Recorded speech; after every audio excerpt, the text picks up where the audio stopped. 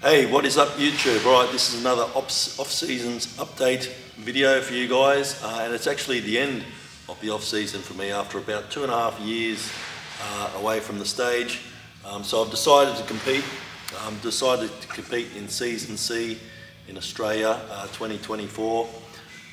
After a decent break from the stage, putting on some quality muscle. I've made some good improvements this off-season. And looking forward to seeing what I can accomplish for the season. My goals aren't really to be a professional bodybuilder or anything like that. So what I fall in with in terms of bodybuilding, I would consider myself more of a classic bodybuilder. But because of my structure, I don't sort of get judged favourably as much in classic division, because these days they're looking more for V-taper, wide shoulders, small waist, and for me genetically that's not a strong point compared to most guys, so I do get judged quite harshly on that. So I'm kind of looking at more towards bodybuilding, and in bodybuilding I probably haven't got the size to mix it up with the heavyweight guys in Australia, so that kind of puts me in a bad situation. That's kind of why I haven't competed in a long time. But the reason why I'm going to compete this time is just because I've seen a lot of improvements in my physique. Looking forward to seeing what I can achieve, get some good photos, that sort of thing, because at the end of the day this is just a hobby, and hopefully I can document that for you guys, this prep, and show you how I do things, because I've got a physique that is appealing to most people. I've been training a long time, I've got a lot of experience, so I just want to try and share that with you guys. I've seen the numbers go up on the YouTube, got a bit more of a following, so we'll see how we go. So for me, 22 weeks out now from competition, which is a long time for me. Normally I'm starting about 16 weeks out, but this is the first time this off season where I've done HRT, or testosterone replacement therapy, right throughout the off season. Normally I'm used to coming off for like 12 to 16 weeks and then going back on a cycle and sort of repeating that through the off season. So I'd lose a lot of muscle while I was off, and then I'd sort of put that muscle back on, and you could never quite really hold good muscle throughout the off season. But since the second COVID lockdown, which was 2021 I think, or 2022, I've been on testosterone replacement therapy. So what happened with my last comp,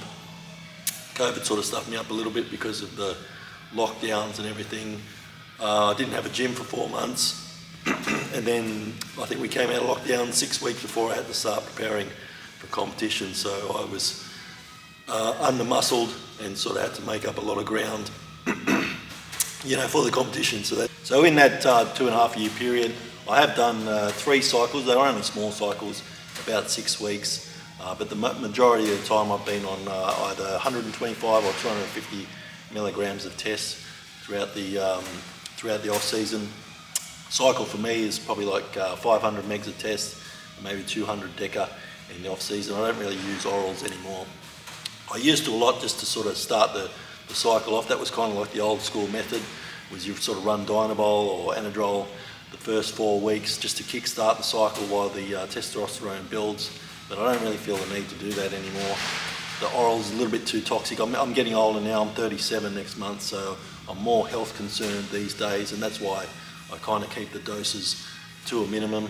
Compared to most of the guys, most of my competition, they're running a lot harder stuff, but for me I'm not really comfortable doing that anymore.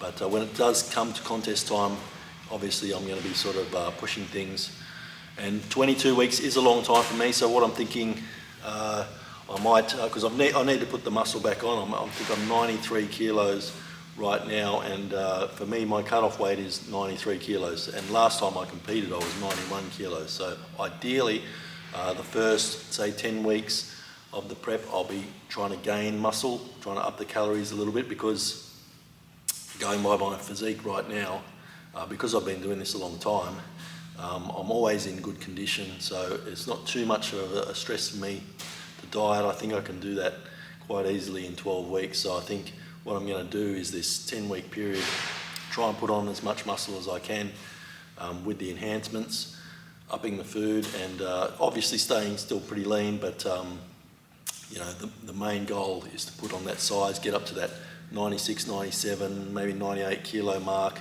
and then come down from there about 12 weeks out, trying to aim for that 93 cut-off in the Classic. Even though, like I said, Classic, I've been told by judges and some experienced bodybuilders that they're probably not going to reward my physique just based on the structure.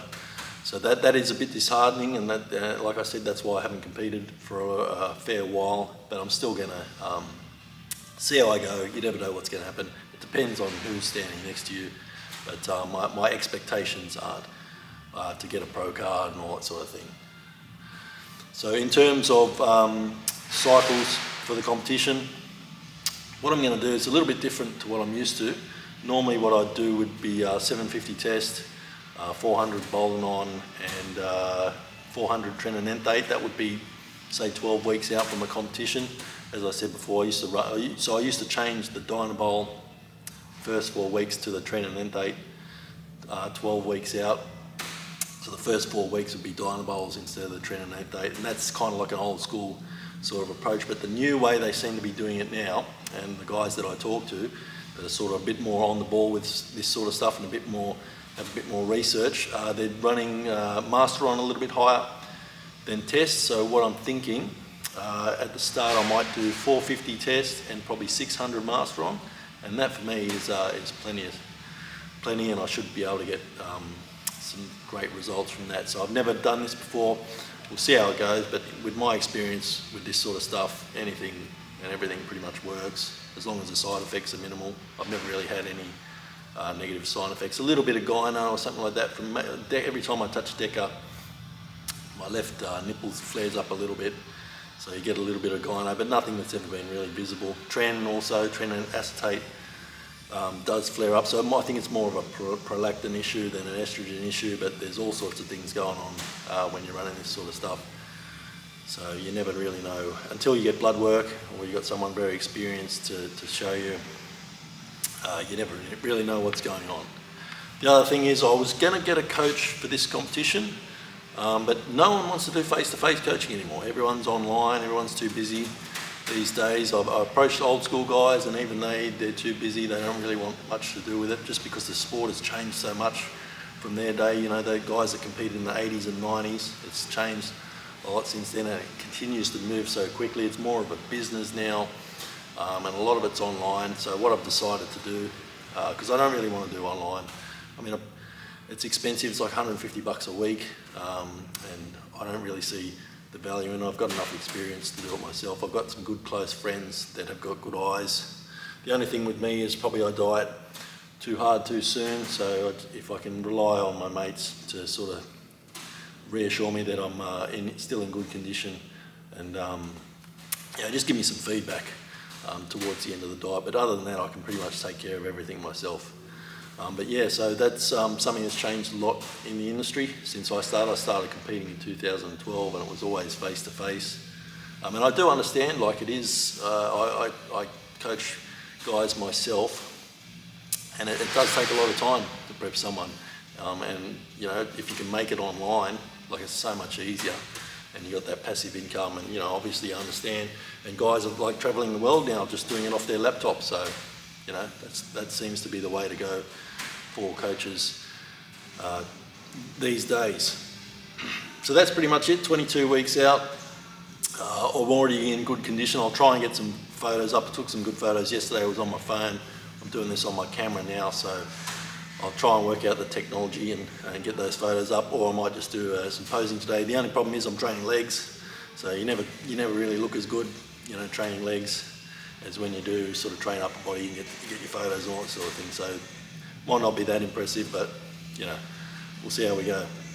Anyway, today I've got quads. So what I'm going to do with quads, I haven't been barbell squatting lately. I've always had what I've been doing is I've been deadlifting, and normally I don't deadlift and squat in the same week. I try and just keep the heavy compound with the deadlift. Prefer to deadlift and squat, and then most of my leg training is machine. So today it's going to be like a pendulum squat. We've got a Rogers athletic pendulum squat at Pato, which is a great machine. So it's more of a, for me, I find it's more of a low bar squat the way I do it.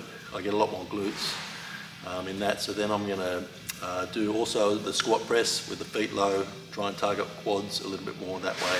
I could do hack squats, but probably just on my knees these days. As I said, I'm getting older, so it doesn't get any better as you get older. All the niggles and aches and pains, they seem to get worse. But I'll stay away from the hack squat today, and it'll be the squat press. Like I said, feet low with an emphasis more on quads. That's my two main lifts today. I probably do 2 working sets, 8 to 12 reps. Pretty much do that for most things these days. I find 2 working sets works better for me.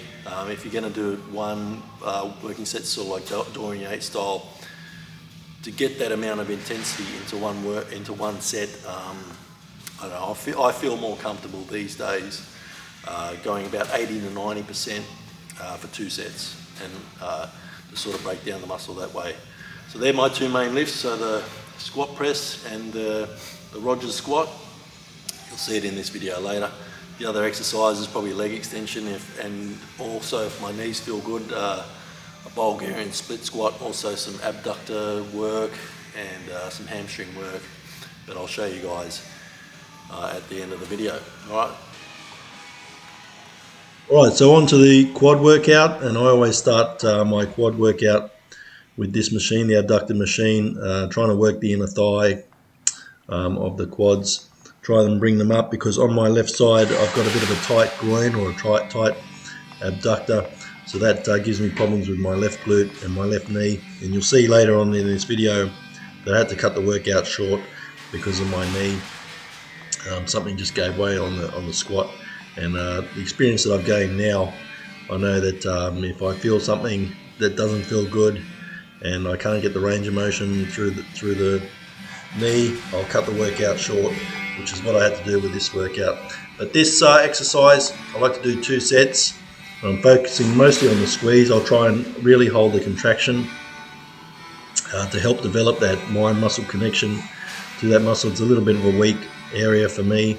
So working the muscle at a fully shortened position, or trying to stay in the contracted position as long as possible, is going to help build that mind-muscle connection with this exercise. So 2 sets, roughly about 15 reps. Going more for the feel rather than any sort of heavy weight. And I will superset that with lying leg curls, just to help warm up the knees, also to hit a little bit of hamstrings. So I love this exercise. Really great for building up my hammies. What you'll notice at the bottom, I try and keep the tension on all the time.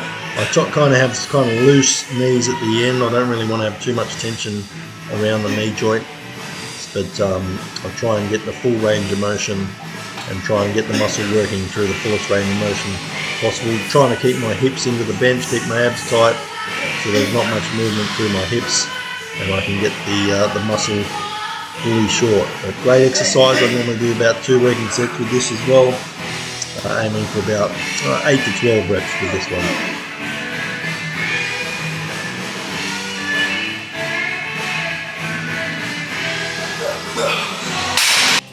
Alright, so the first quad exercise, I went for a isolation exercise in this workout. So this is kind of still working up to my heavy weight, or still kind of working up to like a top set, but I consider this a little bit of a working set. So then just 2 working sets with the leg extension, about 12 to 15 reps.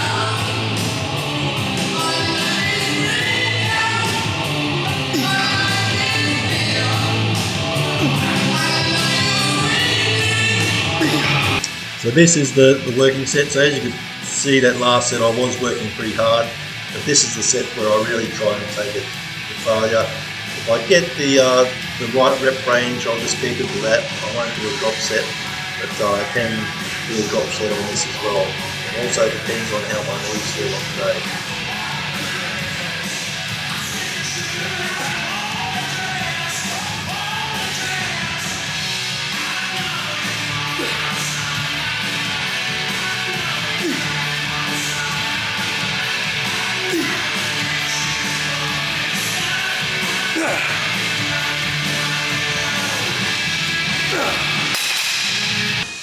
Right, so on to the main exercise for the workout, and this was the only exercise that I did for the rest of this workout, as you'll see later on. But just still working up in weight here, starting to get to a fairly decent weight.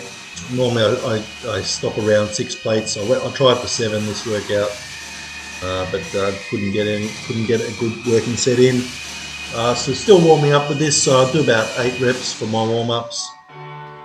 Yeah, this is more of a low bar as well. I get a lot of glutes in this, abductors, still a lot of quads as well. But this is a great machine, great exercise, and the machine just gives you the stability that you can't get with a barbell. There's a little bit less central nervous system damage as well. But this was the main set. This was what I thought was going to be my last set. But I got 10 reps, so I thought I could go a little bit heavier than this on the day. But this was a big improvement on the workout before. But yeah, got 10 reps with 6 plates, so decided to go up 1 more plate for the next set.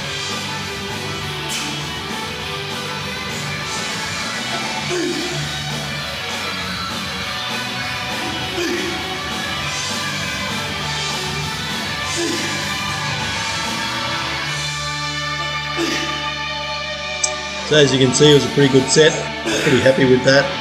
I was a little bit nervous to go to the 7 plates, to be honest, but I thought I would give it a go, and just felt something at the bottom of the first rep.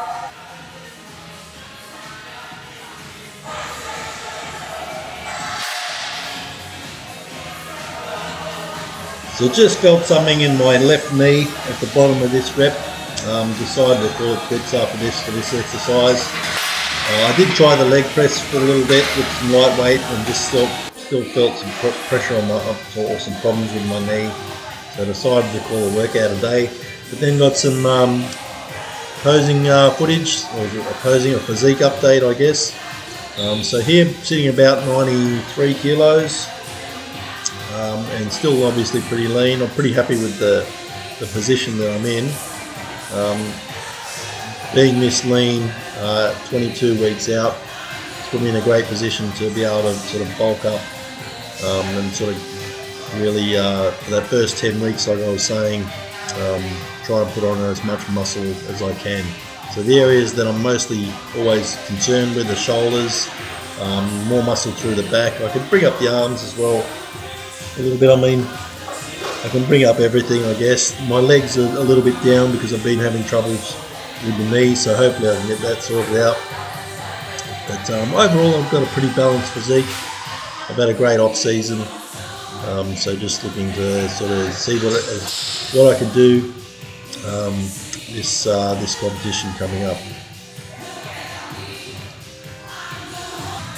As you can see, the back is looking pretty good. I'm pretty happy with it, even though it still needs a bit more thickness through the upper back, the delts, and the lats as well, a bit more detail through the lower back. But as you can see, still pretty good.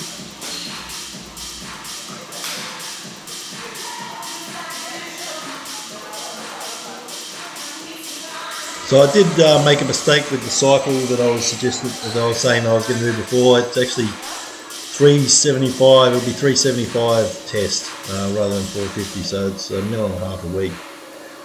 So that should be enough to sort of, with the extra calories, put that muscle on, that 3 or 4 kilos. That's plenty for me. And then I'll sort of change things as I go, about 16 weeks out. I'm also using growth hormone, so just 2 IU at the moment.